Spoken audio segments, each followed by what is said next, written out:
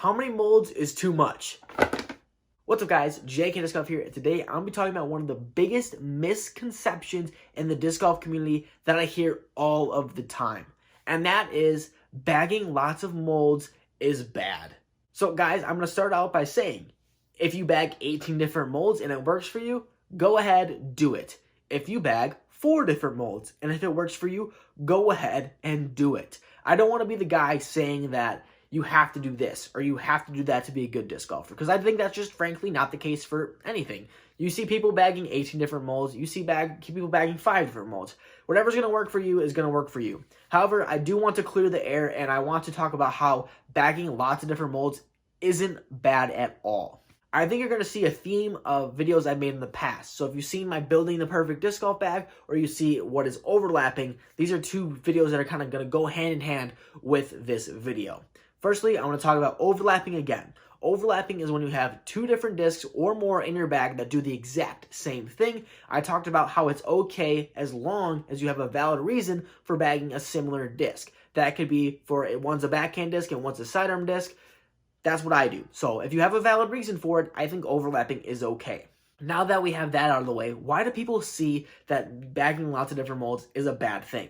And that comes down for a lot of people saying the consistency. If you have a disc, if you have few discs that you kind of work into every single shot, the consistency and the feel in your hand is going to be kind of the overwhelming arching reason why you want to bag less molds, because the consistency and the muscle memory is better when you have less kind of variables changing. Now, the only reason I kind of see something wrong with this is you're using the fact that each disc, even though they're the same mold, they're beaten in a little bit differently. So you're going to have a super overstable disc and you're going to have a super understable disc, even though they're the same exact mold. Now, again, you can say that that's perfectly fine for you. If that's something that you want, it's helping your consistency, go for it. Now, the only reason I see that this argument is, like I said, we can talk about how, let's say I bag 5 destroyers, 1 super understable destroyer, and 1 overstable destroyer. What happens when I lose that very, very understable destroyer that I use for, let's say, distance turnovers? I lose that disc, it's gone. I can't just go out and buy a super understable destroyer. But I can go out and buy out the box, I know I love that term, but out the box, brand new, I can buy a turn that's going to do the exact same flight, except I got it right away instead of having to beat it in for years. So that's kind of the one faulty thing for bagging little molds for all your shots, is once you lose that disc, it's very hard to replicate if you don't have one already in hand, when you can go out and buy the disc that does the exact thing you're looking for. So that's kind of the one reason I think that maybe bagging little molds to do every single shot is not the best thing.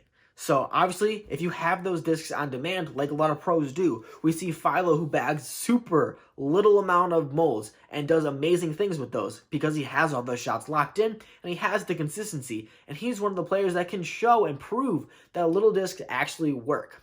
However, there's other players that we see so many times that bag so many different discs because they have a disc for each shot selection. I think that this is a great thing for a lot of amateurs to do, because let's say you lose that disc that's your overstable fairway driver, you can just go buy a brand new one that's going to be your overstable fairway driver.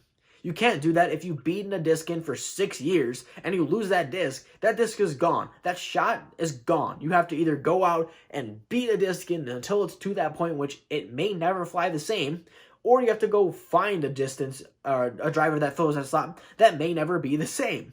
So I just want to get to a lot of players, a lot of AM players who kind of steered away from trying discs or for bagging lots of different molds for lots of different shots. It all comes down to one question. Is there a reason you're bagging the disc? If you can answer that question, it is okay to bag a disc. It's the same question I asked for the overlapping. Like I said in the beginning of this video, if you have 2 discs that do the same thing and you can give me a valid reason, or give yourself a valid reason why you bag the same disc for whatever reason, if you believe it's valid, it is okay to bag those 2 discs that maybe do the same thing. Do the same thing.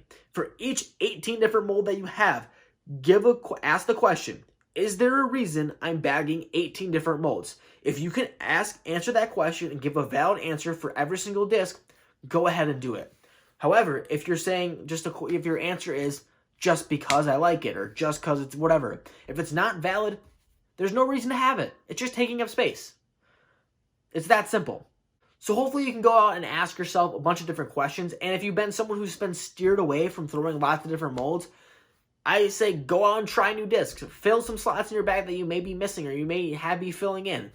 Honestly, you can do whatever you want. It's your bag, but I think it's one thing to factor in that you don't need to. And I think a lot of people are told from the beginning you want to have as little molds in your bag as possible. And I'm here to say that maybe not be the case for everyone. So if it's going to help you to bag a lot of different discs, go and do it. Hopefully it improves your disc golf game, because that's honestly all we're here to do, is to be the best as we possibly can.